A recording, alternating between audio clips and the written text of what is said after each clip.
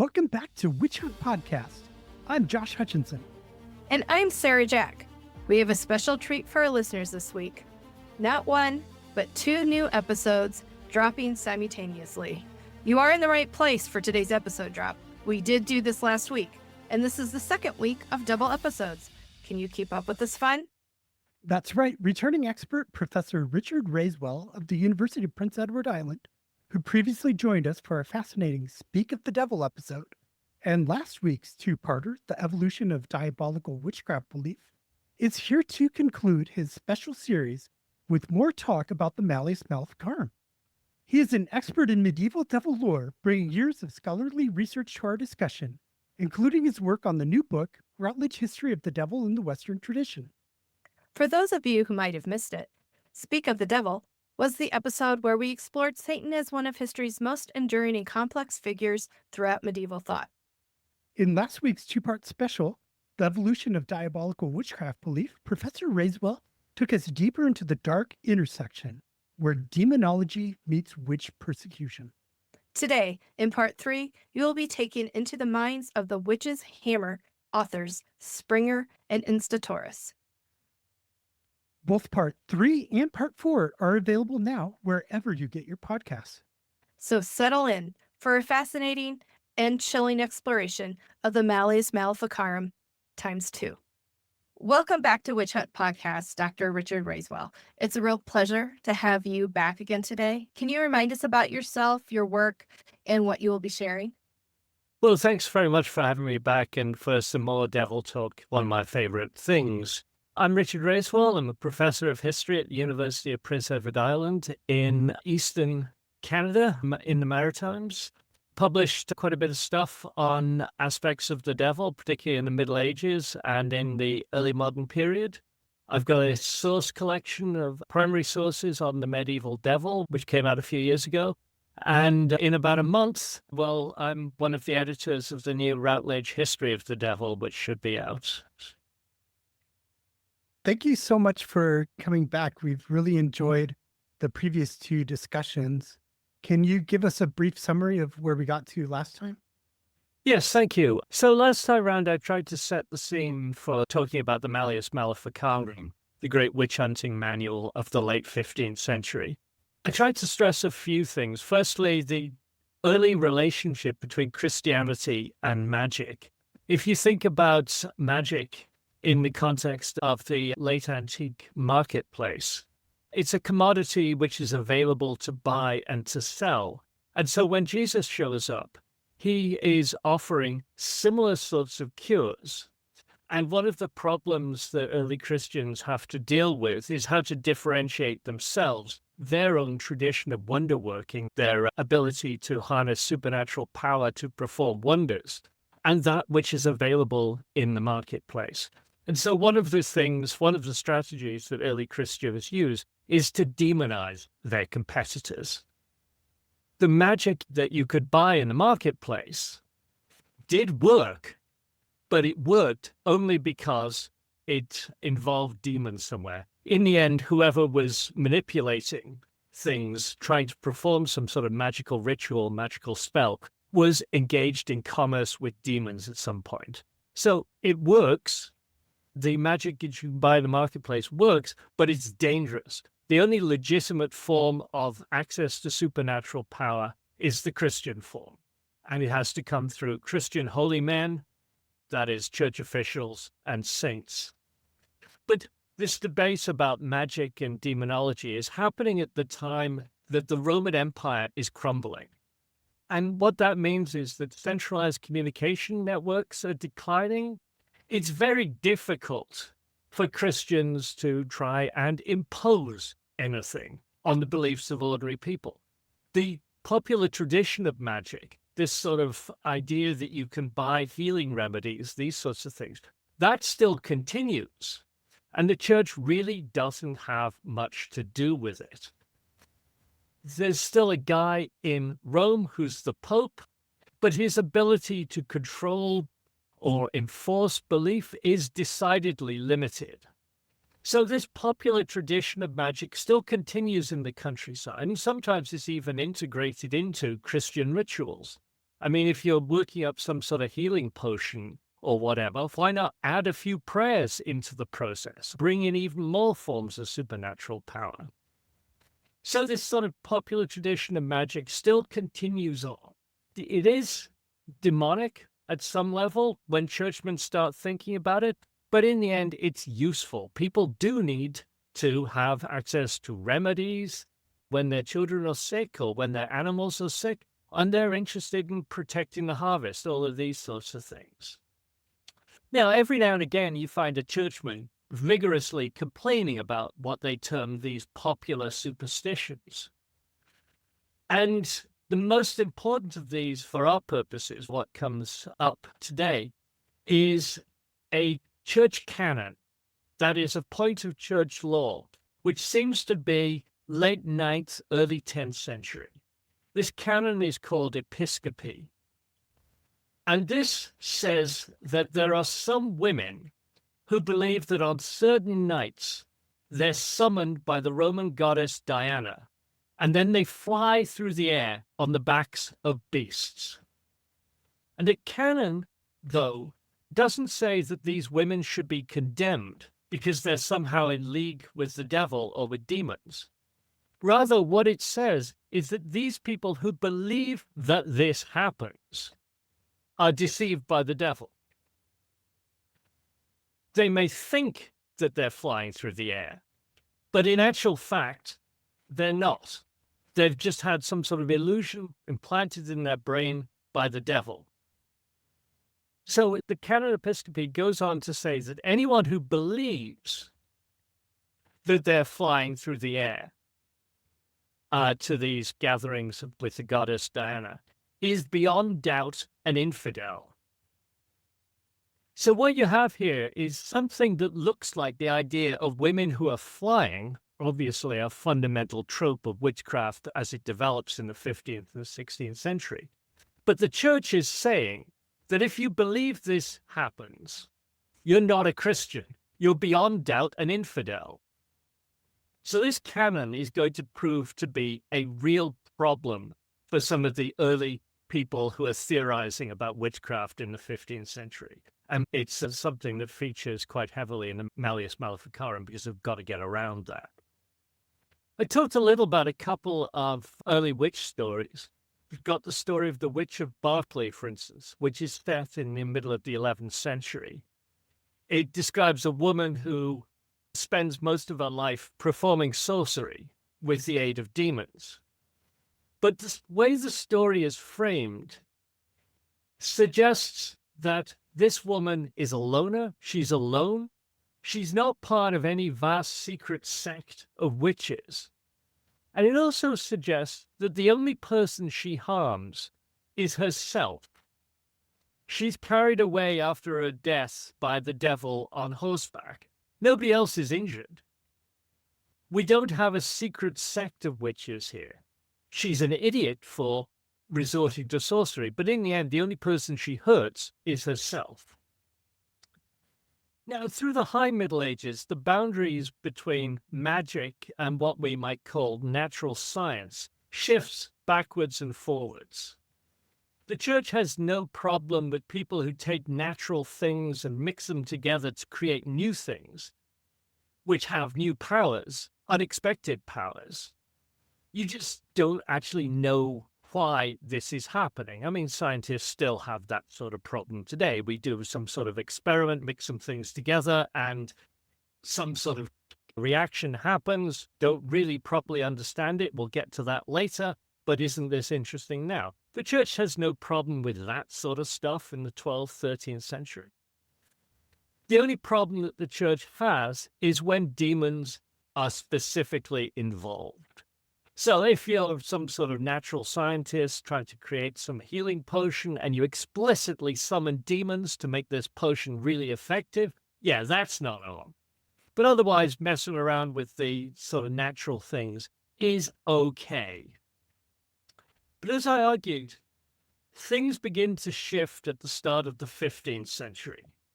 We've got reports from a judge named Peter around the city of Bern in modern Switzerland. Now, he is not a churchman. He's a secular judge. Now, unfortunately, we don't have records from the trials over which he presided. What we've got are second-hand reports from this theologian named Johannes Nieder. Nieder seems to have had conversations with Peter of Bern somewhere between 1420 and 1430, that sort of period. And they seem to have chatted about these trials.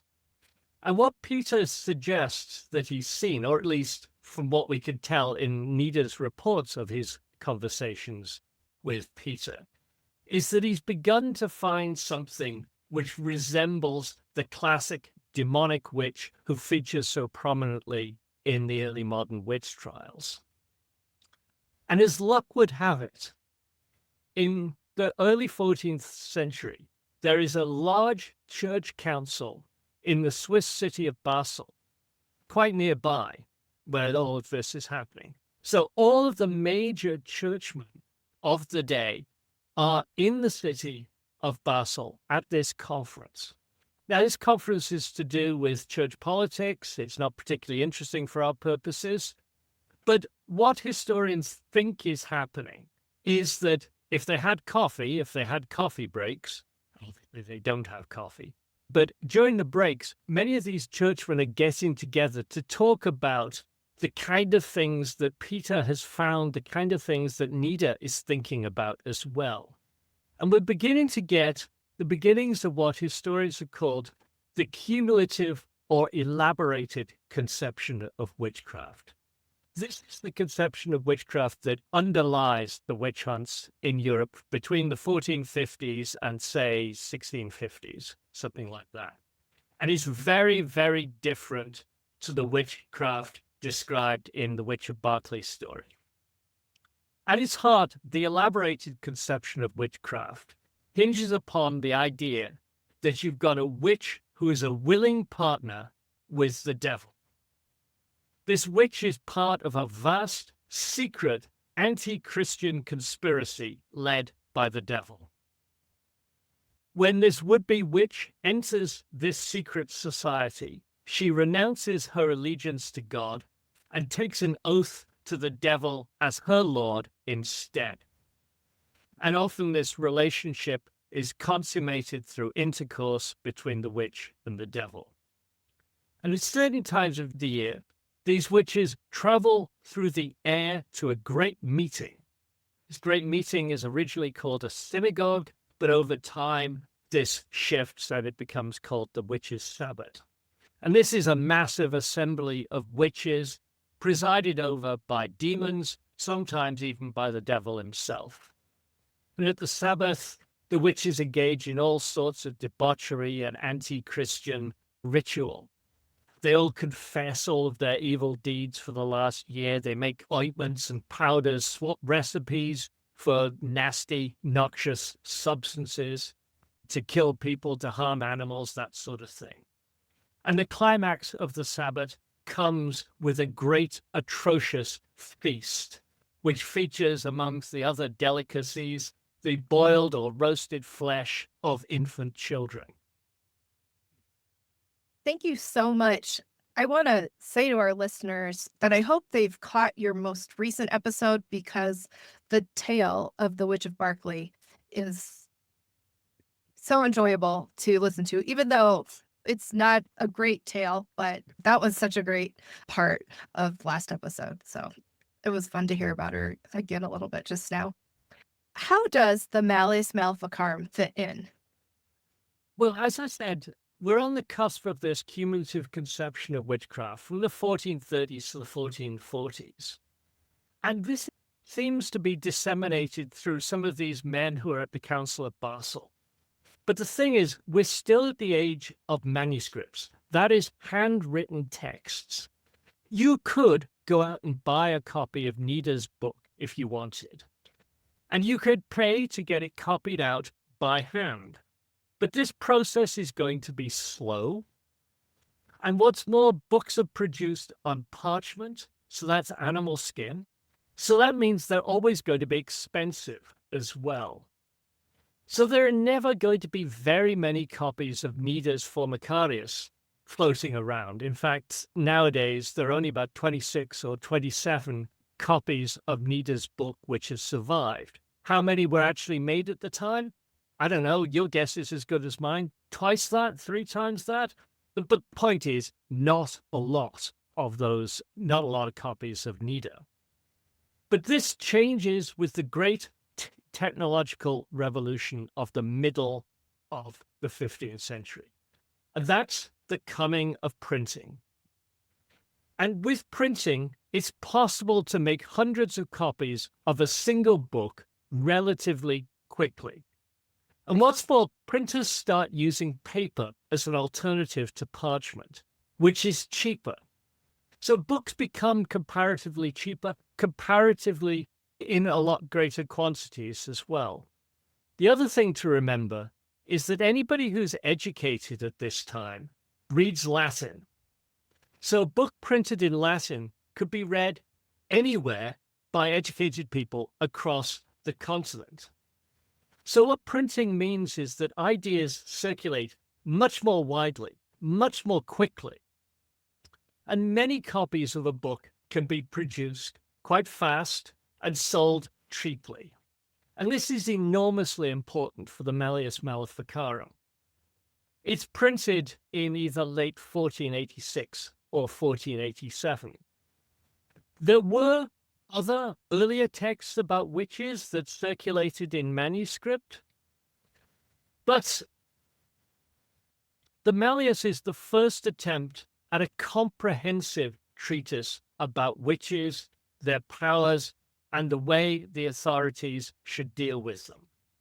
What it does in many ways is it standardizes this cumulative conception of witchcraft. And it does so for the first time on a continent-wide basis. So it's really influential early on in the period of the witch trials. It's reprinted 12 times between its first appearance in 1486, 1487, and 1519. And we know that it's printed in Germanic lands, but also in France as well. Interestingly, it's not printed at all between 1520 and 1580. But from 1580 to 1650, it's printed another 16 times. And that period between 1580 and 1650 is really the worst period of the witch hunts in Europe. The Malleus is also the first text that assumes that witches are generally female. Peter Byrne, that secular judge, who seems to be rooting out witches around about 1400 in the foothills of the Alps, he prosecuted both women and men. And if you read Nida, the witches he describes are both male and female. And that actually seems to be the case in many of these 15th century texts. But with the Malleus, the idea of witchcraft is becoming profoundly gendered. You actually see that in the title of the book. Like French or German or Spanish, Latin is a gendered language. Nouns and adjectives have a gender. Malleus Maleficarum, arum, makes that the hammer of female evildoers, literally translated. Maleficarum is a feminine plural noun. So this is the hammer of witches. And in the title, it's making clear that these witches are female. This all has me so curious. What is the Malleus Maleficarum actually like? Well, the first thing to appreciate is that it's actually a very bad book. Of course, it's morally repugnant, but it's also really poorly written. And many of the theological arguments the authors try to make are confused and quite badly done. But it's made even worse by the fact that the most widely used English translation of the text was done in 1928 by a man called Montague Summers. This is the translation that you can find free online or across the internet in nice, elaborate editions. But leaving aside from the fact that the translation reads very stilted, it's not a nice, smooth translation. Summers translates the book because he believes that the kind of witchcraft that Malleus describes is real and it is a threat to society. And he says in the introduction to his text that witchcraft is an evil thing, an enemy to light, an ally of the powers of darkness, disruption, and decay. It is a vast political movement, an organized society which was antisocial and anti-hierarchical. It is a worldwide plot against civilization. He's translating the Malleus because it is still relevant, he thinks. He concedes that the text does have what he calls some trifling blemishes, but its essential message, he says, is just as relevant in his own day with its Bolsheviks and anarchists as it was in 1486. Some of the Malleus's misogyny is a touch extreme, he concedes, but he says, and this is another direct quotation, it is a wholesome and needful antidote to the current feministic age, which is confounding the sexes. Obviously, anyone approaching a translation with that frame of mind is going to produce a rather stilted product. But Summers does something else that's actually problematic. The main author of the Malleus, and I'll probably talk about him in a minute, the main author of the Malleus was writing very, very quickly. He's lifting passages from other sources that he has to hand. And this is standard for the time. But when he does, he often forgets to turn the nouns and the adjectives that he's copying from into the feminine form. So it's not uncommon when you read the Malleus in Latin to find him in the text itself using masculine nouns and adjectives to describe witches. And that's just a function of how incredibly careless he is as a writer. He's writing really, really quickly. He's copying stuff and he's forgetting that, oh, I'm talking about women here. I better change all the nouns to feminine forms. But when Summers turns his hand to translation, he turns all of these masculine nouns into feminine nouns. And he corrects what the authors of the Malleus were trying to do. So he makes the text actually even more anti-feminine than it was when it was originally written. So don't use Summers' translation. I know it's free. You can find it all over the place, but there was an absolutely excellent translation of the text done into English about 15 years ago by Christopher McKay. You can find it on Amazon. It will cost you $30, Canadian anyway. But it's just called The Hammer of Witches by Christopher McKay. If you've got to use the Malleus, if you want to read the Malleus, look at McKay's translation. It is a very fine piece of scholarship. Summers isn't. Thank you. That's one of the things that's so important to consider when you're looking at translated works. So thank you for making sure our listeners know where to go for their research. I want to know about the author of the Malleus Maleficarum. He and his team, who are they? So to understand the book, I think it's really important to understand both of these men and the circumstances in which the text was written. When the book is printed, it's attributed to a theologian from the University of Cologne in northwest Germany named Jacob Sprenger.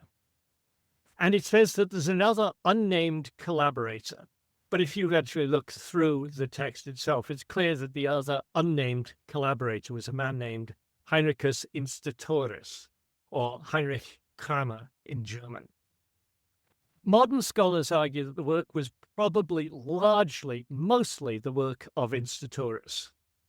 Some have even gone so far as to suggest that Sprenger really had nothing to do with the book.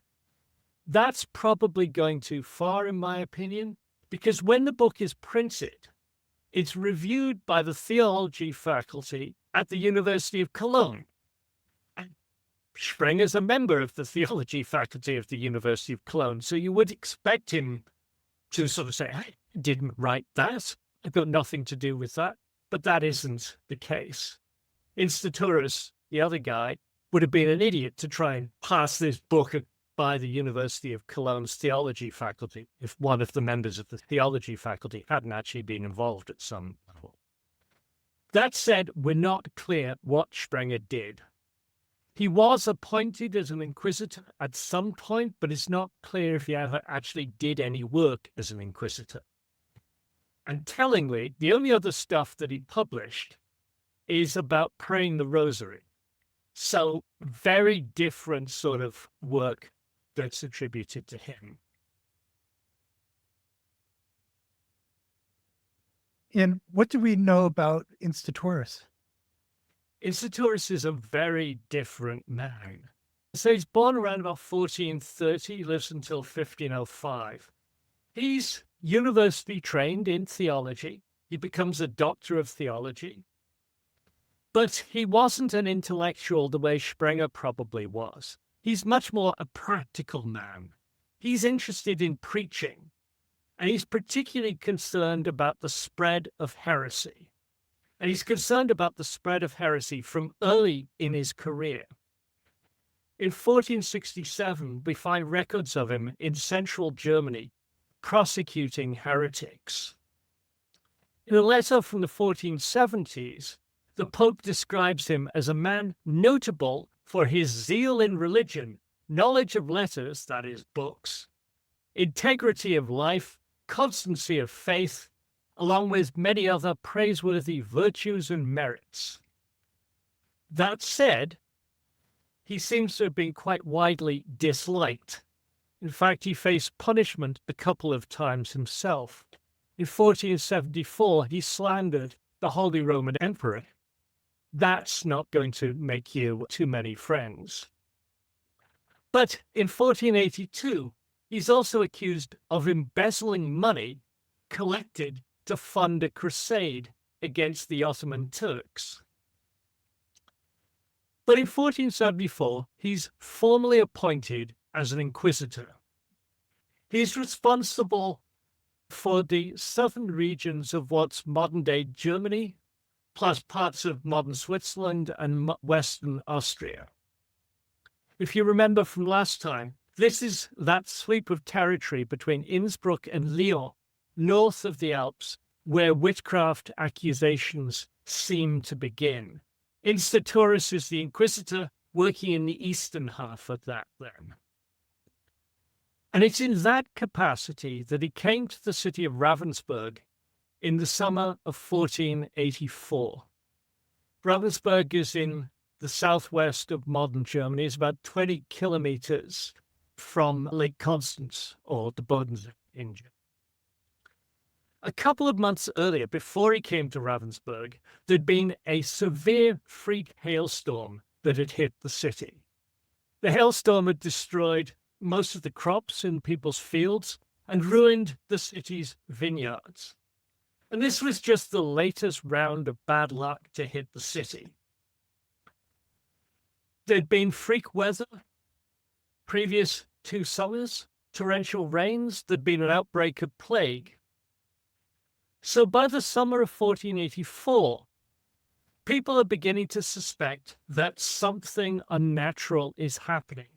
Many people began to publicly wonder if this latest disaster is a result of somebody casting evil spells. In response to this public outcry, the chaplain of the local church, a man named Johannes Kramer, called for the matter to be investigated by the Inquisition, and he requested that Institoris be brought to the city to investigate.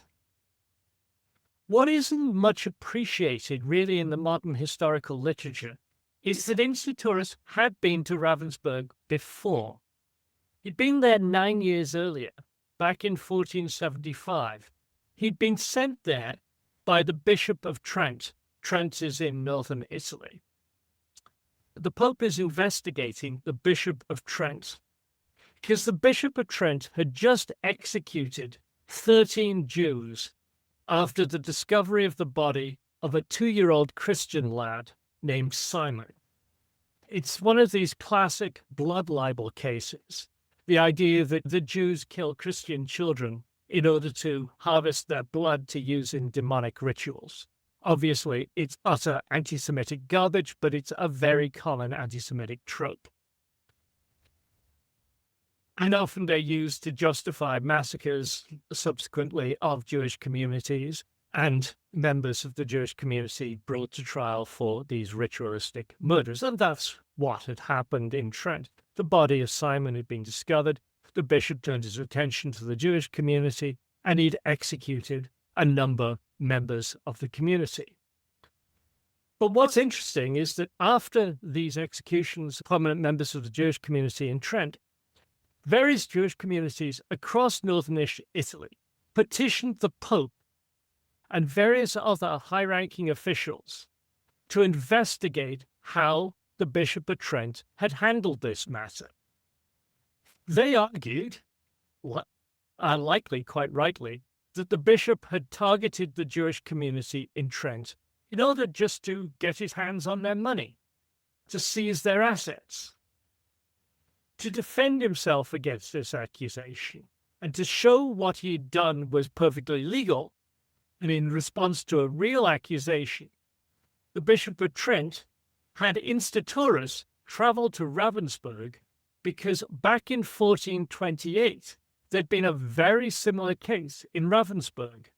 A young Christian boy, had been found dead, hanging by the neck from a tree. Popular attention focuses on the Jewish community, and the chronicles of the time record that all of the Jews of the city were condemned. Many of them were burned alive, and afterwards the town council seized all of their assets. So when Institoris goes to Ravensburg in 1475, he's sent there to find out how the officials in Ravensburg had handled the matter back in 1428 to help the Bishop of Trent make an argument that what he was doing was absolutely fine. So Institoris is in town in 1475, and he takes sworn depositions from members of the town council and from other people who had vague recollections of what had happened 50 years ago. And he argues that absolutely it was perfectly legal. But the point is, in 1484, when Institoris is called into Ravensburg, he's a known commodity. He'd been there just 9 years earlier. So Grandpa is calling in somebody he knows. And he's coming in after this very bad, damaging weather and other unlucky and unfortunate things are hurting the community. Exactly. And what happens when he goes back? So he comes into Ravensburg in late summer 1484. And he begins by spending several days preaching in the city's main church about the evils of sorcery and the evils of witchcraft. This is very, very common. It's a common prerequisite to any sort of outbreak of witch hunting. Effectively, what's happening is that he's priming the pump, as it were. Then he invites anybody with any knowledge or suspicion or who had heard rumors about people in the community using unnatural means to harm others or their animals. He invites them to come forward and to give depositions in front of him. And according to accounts, a great number of people gave depositions. Don't know how many that is, but apparently quite a lot. On the basis of the depositions they received, he arrests at least 3 people, and maybe 6, maybe as many as 6, all women. Of these, he starts interrogating the 2 women of the lowest social status. Women who are described just as Agnes the bathkeeper and Anna of Mindelheim. And in the presence of Grandpa, the mayor, other members of the town council, The two of these women are interrogated, and then they're subjected to what's described as the lightest torture. And as a result of this, both women confessed to having had intercourse with incubi, so male demons. Agnes said she'd been doing this for 18 years, and Anna said she'd been doing it for 20. Agnes also admitted that she had caused the hailstorm. She said that she had been summoned by her demon lover outside the town. The demon told her to bring a large bowl of water with her. Then the demon told her to dig a hole and pour the water into the hole, which she was then to stir using her finger, invoking the name of the demon.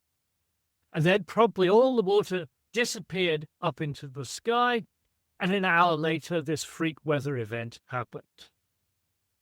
Agnes also admitted to harming various other people in town by burying animal bones under the threshold of their house. And when Anna was interrogated, she admitted much the same sort of things. On the third day after their arrest, the two women were handed over to the town's secular authorities to have sentence carried out.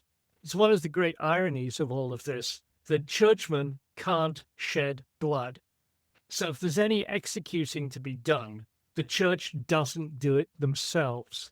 What they do is they hand things over to the secular authorities for the carrying out of punishment.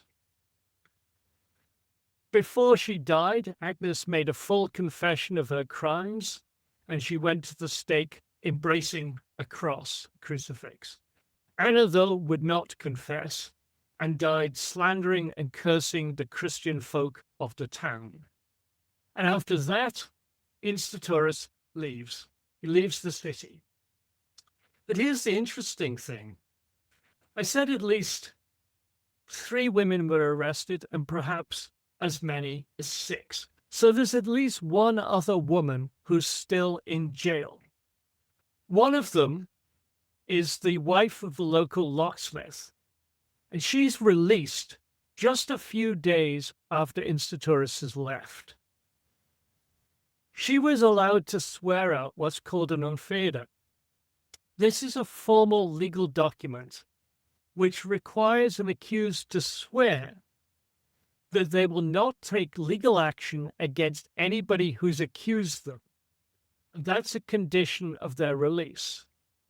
And she's also required to produce a certain number of guarantors who are prepared to attest to her good behavior and who are going to be liable if she does try to take revenge on her accusers. So this unfeder is sworn out just days after Institoris leaves town.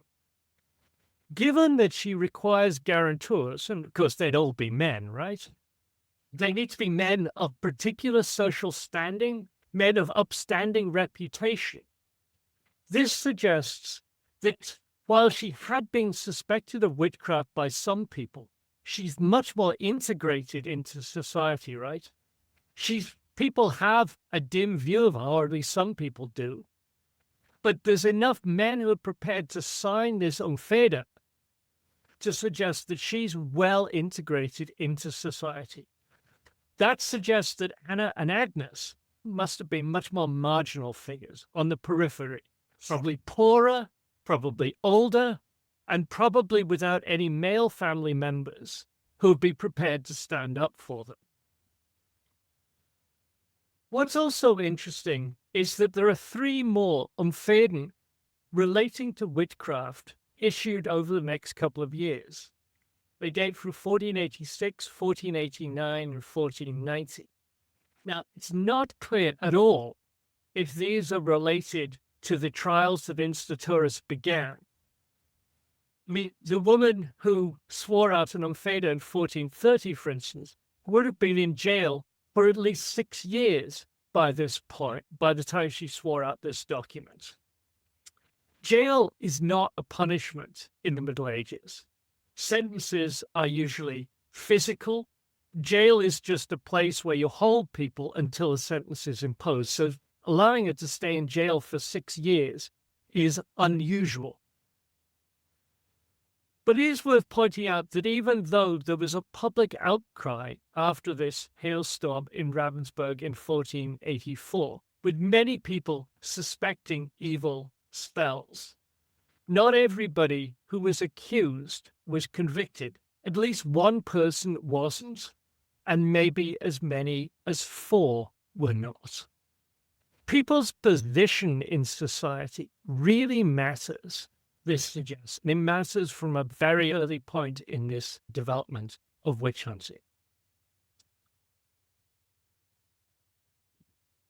And what happens when Institoris goes to Innsbruck?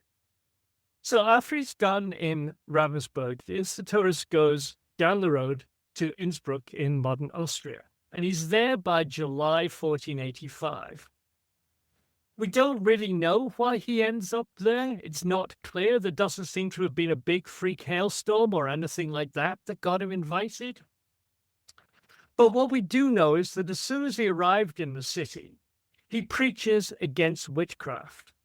And he preaches for 15 days straight, and then on every holy day for the next 2 months. So really, that process of priming the pub, getting people to think that witchcraft is a big, huge threat in their community, and something needs to be done about it. And then, just as he did in Ravensburg, he invites people with knowledge or suspicion of witchcraft to come before him to make depositions. This process in Innsbruck takes 6 weeks.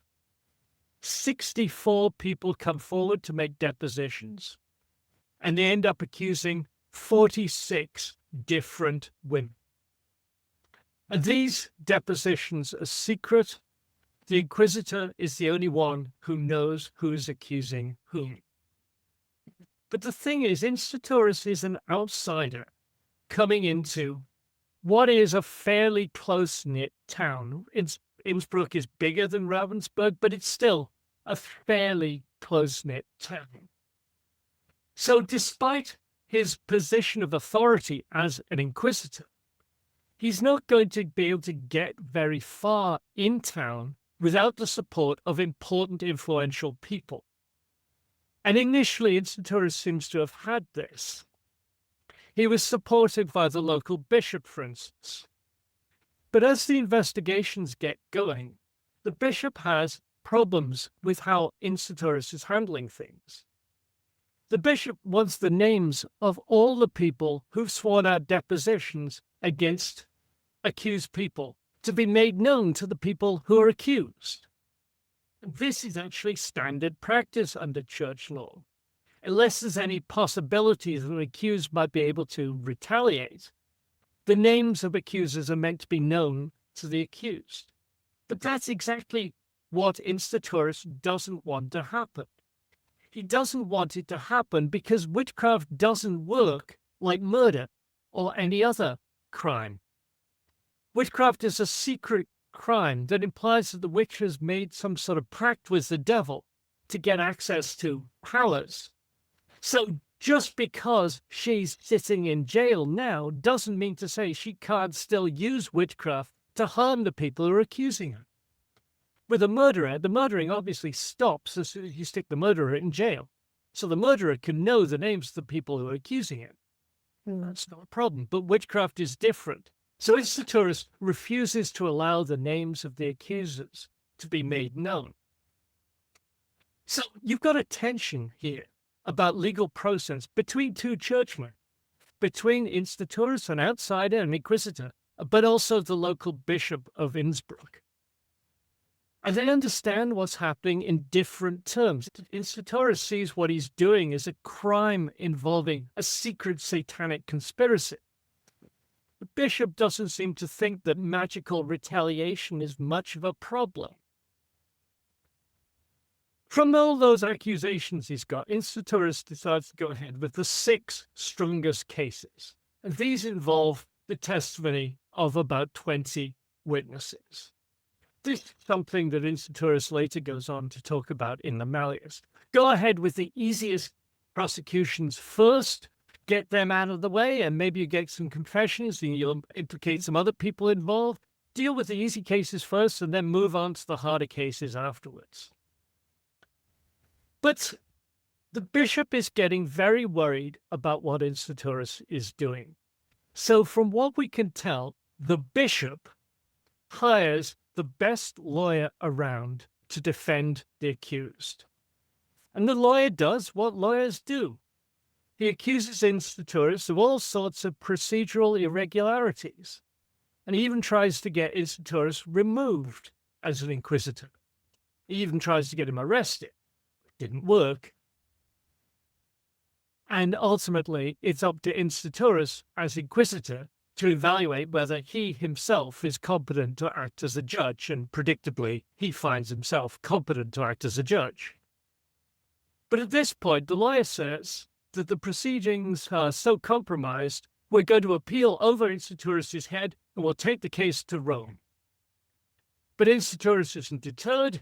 He tries to get the trial going again, and it seems to have just collapsed.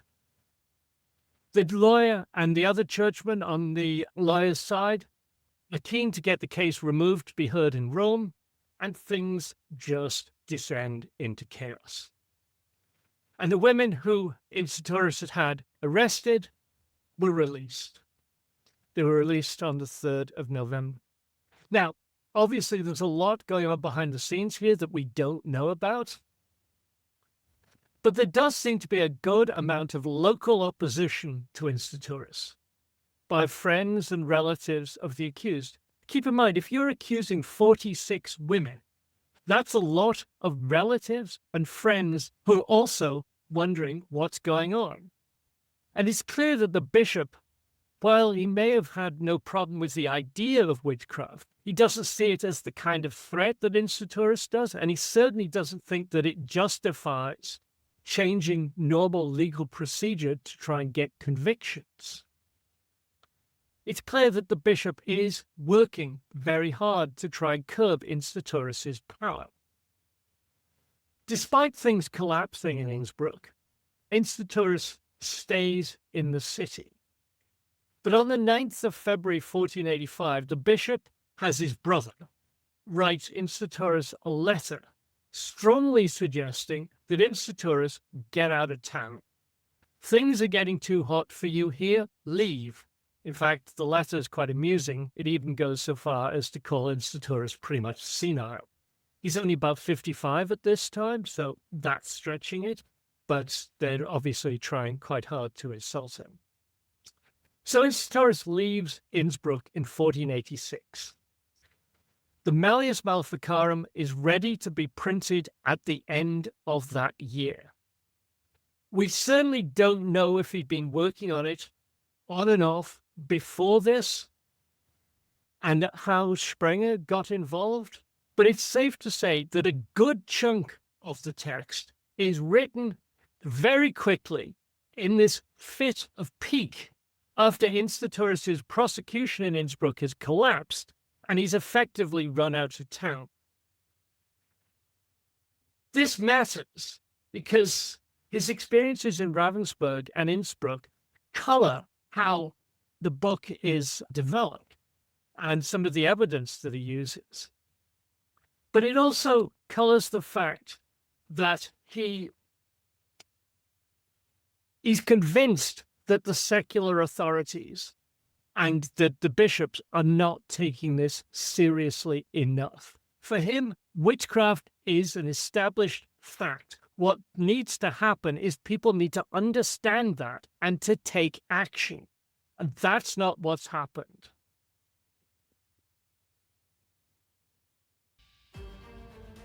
Thank you for joining us on this special double feature week of Witch Hunt Podcast. You just heard part 3, but part 4 of the special conversation with Dr. Raiswell is available right now. The full series is available right now wherever you get your podcasts. Let's go rejoin Professor Raiswell on part 4. Have a great today and a beautiful tomorrow.